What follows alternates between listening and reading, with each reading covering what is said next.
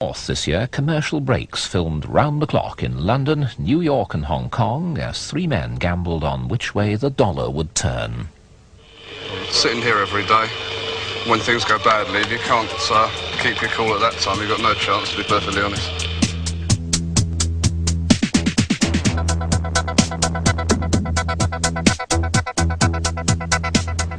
Richard Hill is one of a new breed of men around the City of London.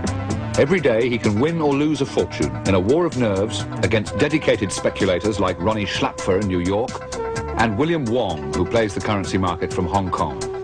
One day in June, the three of them gambled $1,000 million. Who won?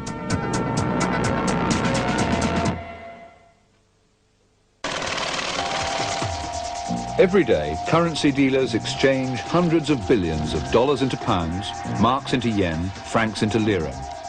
Some of this torrent serves international trade, but most of it is now hot money, searching for the most profitable home.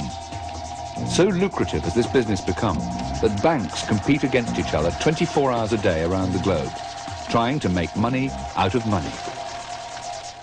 On June the 4th, 1985, commercial breaks filmed simultaneously in London, Hong Kong and New York, with three of the players in this game of electronic poker. In England, it's nearly midnight, and June the 4th is about to begin. Deep in the Kent countryside, Richard Hill is still hard at work, checking the market with his bank's American branch. No, but you've got to remember, the whole world is long with sterling. Okay, you can hang on to early Far East, but I'll get rid of them sort of as soon as the Far East get going. I don't think you're going to make a fortune out of it. In New York, it's still only 6 in the evening. Ronnie Schlapfer speculates for himself and for 13 millionaires. Today, he's already made $200,000, but Ronnie's an addict. He'll search anywhere to make more. Listen, can you please tell me how the quotes are for sterling and Deutschmark in Australia? Yeah, in Australia now it's 3:05. In Hong Kong, it's early morning. June the 4th has already begun. Radio Television Hong Kong, the time 6:30. Trading on the European foreign exchanges was erratic and thin. Capitalist Hong Kong is living on borrowed time. Its people know that their buccaneering days may soon be over. So the pace of their favourite activity, making money, becomes ever more frantic.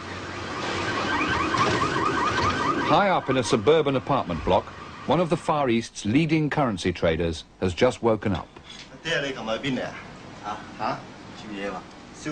24-year-old William Wong comes from a family of currency traders who left China 30 years ago after the communists arrived. Wong's skills are not so much a product of education as of thousands of years of Chinese trading tradition. It's 7:45. Today there are no big news stories from Europe and America to help him decide which way the pound will go. He'll have to rely on his instinct.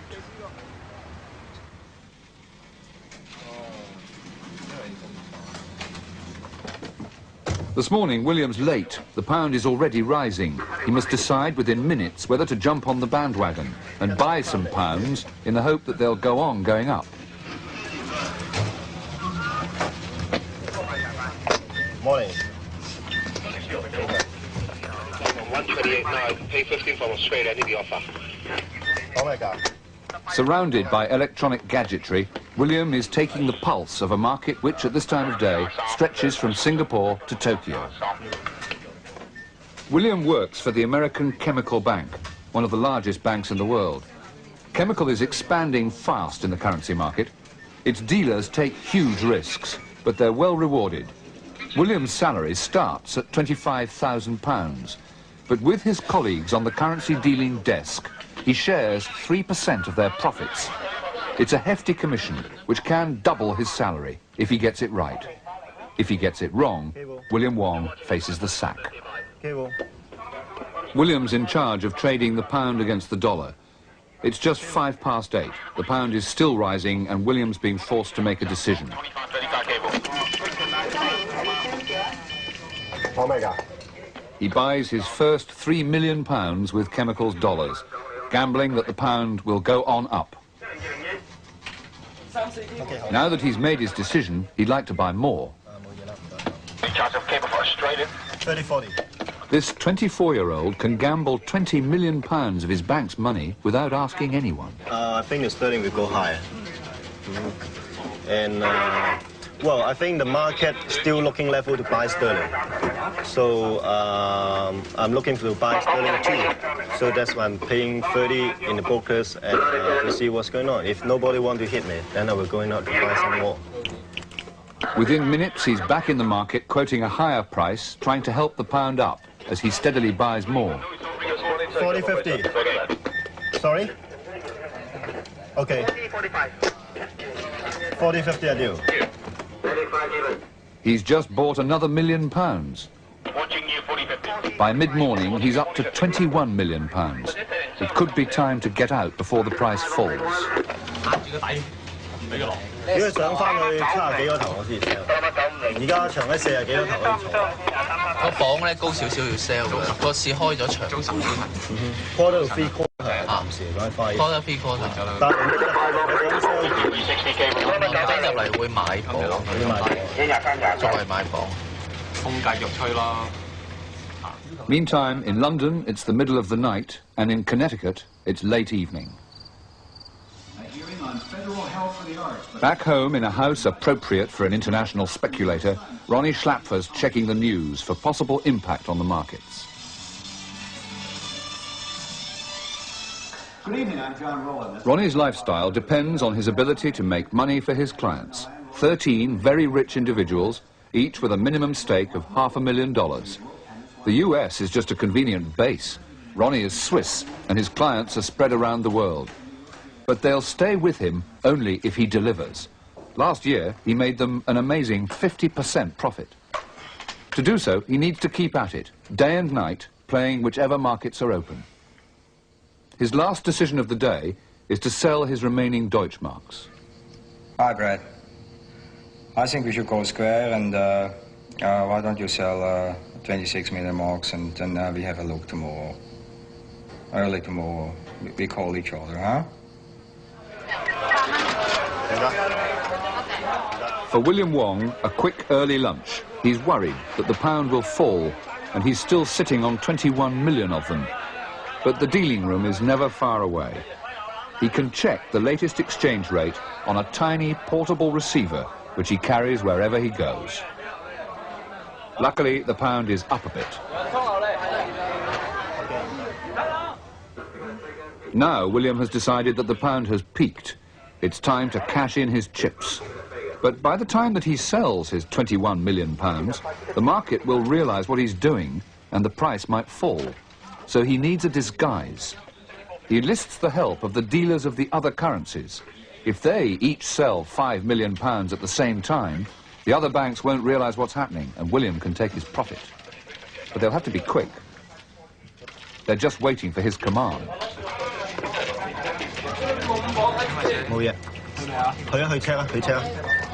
A final check on the price.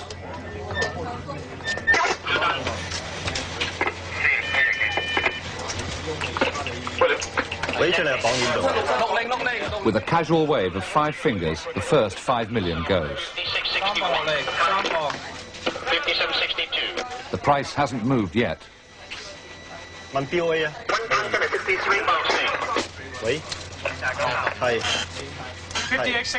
In quick succession, they sell £5 million, another 5 million, and a last 5 million. And he's out. The sting has worked. Table. A quick check on the price. Wait. Hello. 50-55. It's already down 1/10 of a cent, but William has beaten the market. It's a good morning. This morning make 20,000 US dollars. 100% enjoy it. Once a dealer, always a dealer. All right, let's check. Radio 2. 5 o'clock news time. This is Nick Page. A bomb has been found on the steps of the Syrian embassy in London. A 4th man has been accused of belonging to a spy ring in the United States. Currency trading is an addictive business. His wife still fast asleep, Richard Hill is already getting his first fix of the day with a call to his bank's Hong Kong office to see what's happening. And to give a special warning of what he intends to do to the pound, for their ears only. OK, mate. Well, I wouldn't be too long with sterling because we'll probably try and bash it down when we get in. Try and look for a quick 50 or 60 points. I guess we do feel some pride in the pound occasionally, but it's not part of our job. I mean, primarily I'm there to make money, so if the pound's falling, I've got to take advantage of it.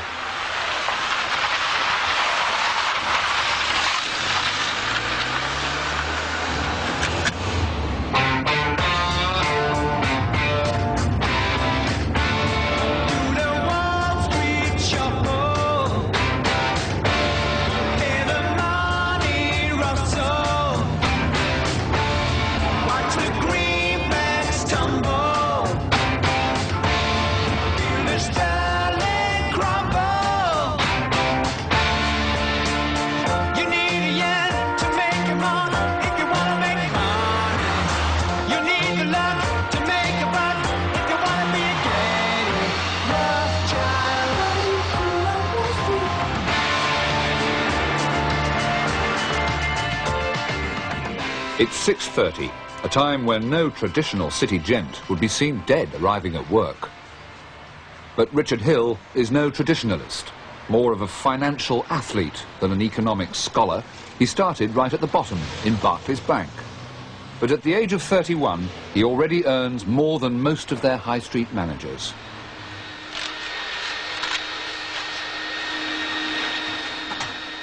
Hill likes to arrive early, to be ahead of the game.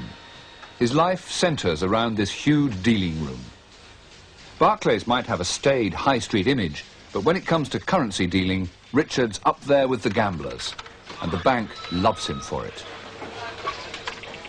As Barclays' sterling dealer, he's in the hot seat on the circular currency dealing desk, surrounded by the dealers of the other currencies. I think cable will lead the way down again today. Cable down to dollar mark to 306. What is that? Check. Barclays treats its dealers differently to the American banks. They get no commission, but then they aren't sacked if they get it wrong. Just a gentle push sideways. Sorry? 75.80 dollar mark. Sometime this week, but it's a matter of time. 75.80. But they're still hungry to make money. Working with tiny margins on hundreds of millions, these 8 young men squeeze every penny they can out of the market. Last year, Barclays Bank made over £100 million profit just from foreign currency dealing. It was lower. Makes any difference. At the start of the day, all the banks in the world are party to the same information. It's a question of whether you make the best use of the information during the day. Doesn't look like there's much of a trend at the moment, so as I say, we'll just play the market on people's positions, really. And take a bit of profit out of it. That still means bashing the pound this morning. So with London still mostly asleep, he calls Barclays Hong Kong on his computerised dealing screen. What's cooking, he asks. And he then tells them that he wants to sell some sterling. And the amount? 10. Their shorthand for £10 million. Barclays Hong Kong spread the word, trying to tempt other banks into buying. It's early afternoon, and William, flush from his morning success, is a likely candidate. He decides to call Barclays London direct to find out their latest price.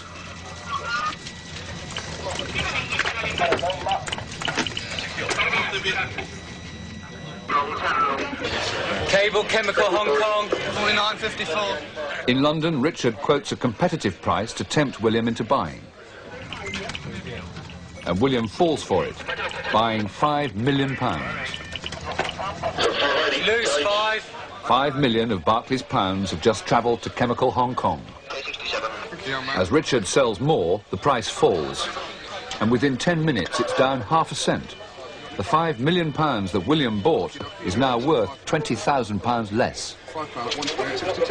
In this small duel, Richard has scored. William is gracious in recognising a competitor's skill. Well, it's good dealers. This man is quite good. Why do you say that? Well, sometimes you can see his screen. He can lead the market.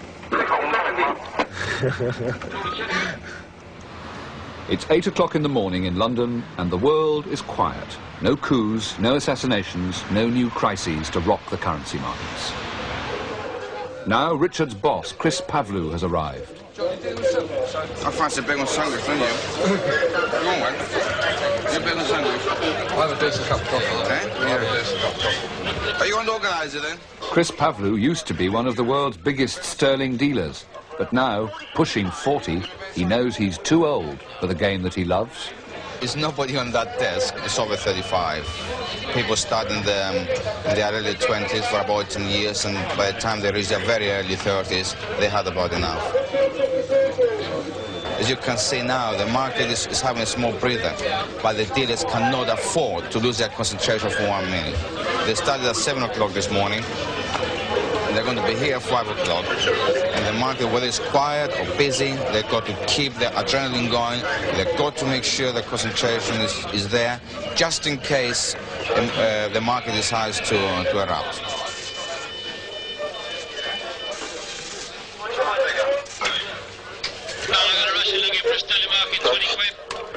Now, with Richard's opening gambit over, an even bigger player is entering the market, trying to buy £20 million with its Deutschmarks. Perhaps it needs these millions to buy a lot of British goods, but more likely the Russian, otherwise known as Boris, in reality the Bank of Foreign Trade, Moscow, is speculating that the pound will rise. Richard calls Moscow direct to find out what's going on, prefacing his message with the customary, "Hi, friends." They could easily be bluffing him. They could be buying a little to push the price up before selling a lot. This might be the right time. John, I think the Russians buying sterling marks elsewhere now.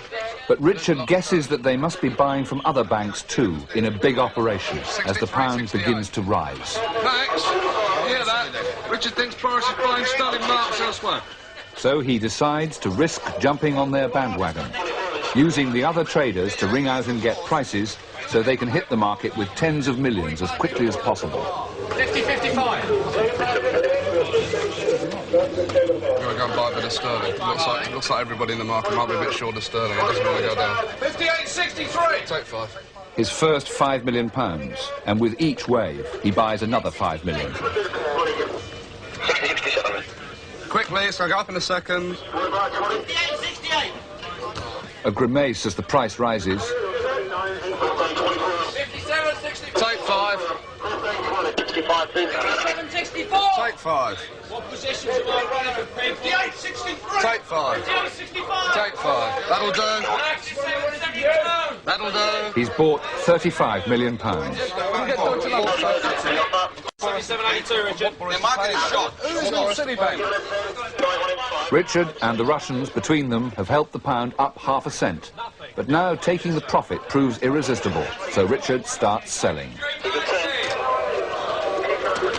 you're looking for an offer, you've got it. Well, you're looking for an offer. You've got to sell about 80, 85. How many years? 20 points profit. Between 80 and 90, I want to sell. Sorry. 1995. Yours. Yes. 87.97. A brief speculative bubble has burst, but Richard has won again. So, as you saw, we bought £35 million, so we went up 30 points. We decided to take our profit. So how much money did you make on that little bubble? I don't know, to be honest. Okay,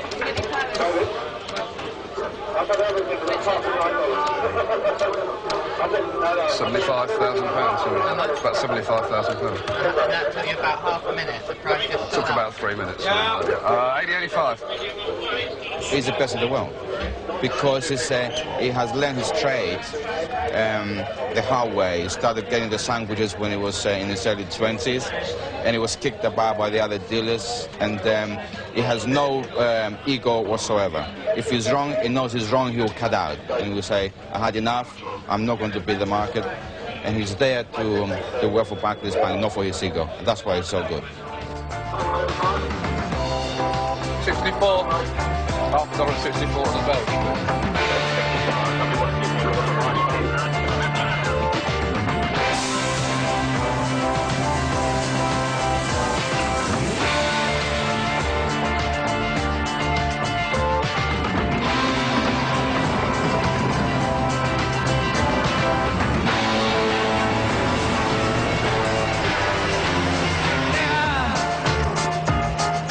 began at 249.1. And in Frankfurt, the dollar is trading this morning at 3.047. March up 3.0. You buy and sell, you wheel and deal, but you're living on instinct.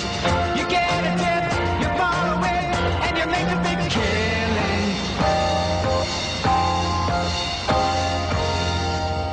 By 7 a.m., the man from Davos, Switzerland, is at work 17 floors above 3rd Avenue, Manhattan. Unlike Richard and William, Ronnie's dealing room is his own, and his business is 100% pure speculation. Sure. How do you guys see the dollar? He works with a partner, ex-Harvard man, Brad Westerfield. With their 2 young assistants, they spend most of the day sitting and waiting for the right moment to plunge in and buy. Can you talk to Mike? The thing is, if it breaks this level, I'm going to wind up hitting like a fiddle 390. Don't pay higher than 90. Don't pay higher than 90, okay? This morning they think Deutschmarks look good, so they're buying already. We used to be more aggressive, but the market changed completely. So at the moment, the way we trade, we just wait, and when we see a situation, then we jump in. Very fast, very quickly. Okay. And then it has to be right. If it's not right, we cut it, and then we stay away again. At 45? Oh, that's fine. Yes. Okay, thank you. Bye. Yeah, at 45. 23.5, okay? By currency dealer standards, Ronnie works long term. He might even keep his marks until tomorrow. In London, some important financial news is due in under half an hour. The latest money supply figures will almost certainly have an effect on the pound, but nobody knows which way. Richard is gambling that they'll send sterling up, so he's bought 20 million. But now sterling is falling as other dealers place their bets. Yeah. It's just hovering just below my level at the moment. Do you want to cut out a bit? I think I might cut it down a bit before the money supply figures, yeah. You're then gambling on something you don't know about, to be honest.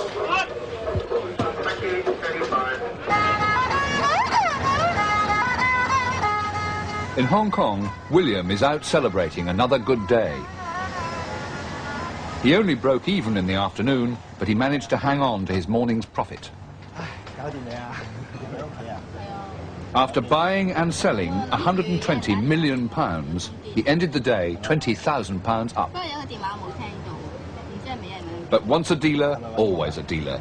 William likes to keep in touch, day and night. 60. Those money supply figures are due out any moment. 50 again now. 50 again. In London, as the price wobbles, tension is mounting. Okay. You turn these figures around in about 2 seconds. Above 0.5% and the pound should rise. Below, and he'll be in trouble. What? Upper half money supply? Oh, that's the top right. It's bad news. He wants to sell, but this time he doesn't succeed in beating the fall.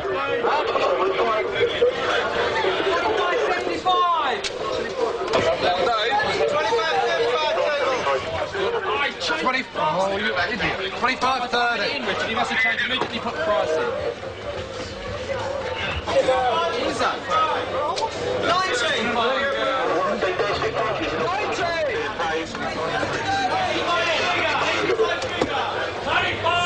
70. Oh, it's even lower. Position will be taken up by half a customer. What? 75, 80. 75. 60, 70. In New York, it's now nearly noon, and they're already jumping into the market again, but not because they want to. Hi, this is CMI. Can I have a dollar mark, please? While Richard can hang on, they're being forced to quit as their marks fall. 95. Yeah, at 93 Those other people that I told you about, and those are the ones This who... bank is playing around, he says. Just checking around the market now, we found out some Eastern Bloc countries were buying dollars and selling pounds very aggressively. And so basically we're just forced out of the position. That's something we have no control over, and we had to take a loss. We took about an $80,000 loss. If we hadn't gotten out of it so quickly, it would have probably been a loss $130,000, $150,000. And just one of those things you have no control over. And we just try to take our losses quite quickly. With the kind of trading we've done this morning, it's better to be at lunch. The market been very active tonight? It's just erratic, up and down and choppy. Ronnie and Brad's loss for the day so far totals $70,000. Now they're out at lunch, wooing a prospective client. An inevitable question soon comes up. One of the very touchy areas that the Middle Easterners usually ask is the fee structure. Could you sort of elaborate on that a little more? Yeah, of course, there is a fixed management fee, and then we have an incentive fee, performance fee, yes. Which we charge once a year. Now that cuts in when you reach a certain figure, I suppose. Right. That's on a graduated scale, which basically amounts to levels around 20-25% of the profits. So the fees are, of course, a little bit high, but... Sure, but the growth is so dynamic, I think the fees are sort of overshadowed by... Don't forget we work 24 hours. Right. Good night, Neil. In the 10 exhausting hours that Richard's been at work, the pound has moved up and down 2 cents. He's made just under £100,000 for the bank, buying and selling 750 million of them. How does he feel about handling such huge sums?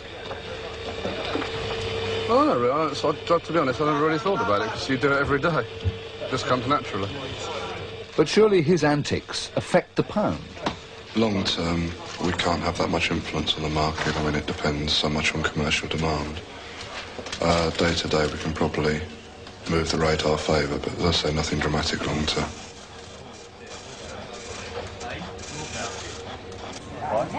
The guy is like unbelievable. I can't take it. I'm trying to help him. I'm telling him we were getting dollars elsewhere. It's funny. Oh, well, that was before you called me.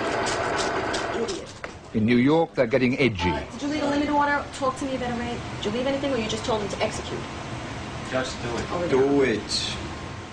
They want to sell marks, but they keep missing the moment. They should call out and ask a price.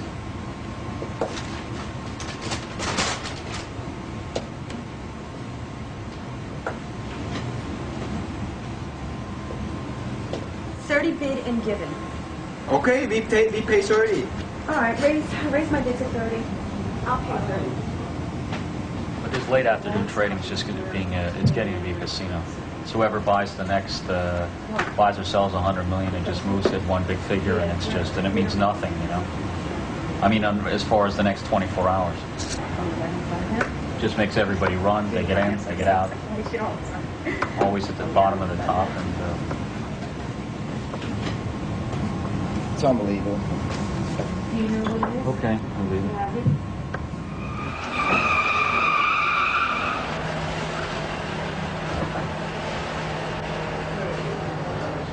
By the end of the day, Ronnie was lucky. The afternoon position with a loss turned to a profit, and he broke even. Ronnie, Richard and William, between them, made over £100,000 through this day, buying and selling more than $1 billion. They made some of that money from other dealers, but most of it comes from companies who need foreign exchange for investment and trade, and even from holidaymakers on their way abroad.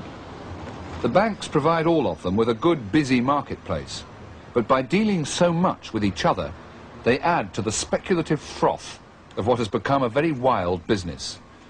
It's the price the world pays for a free market in money.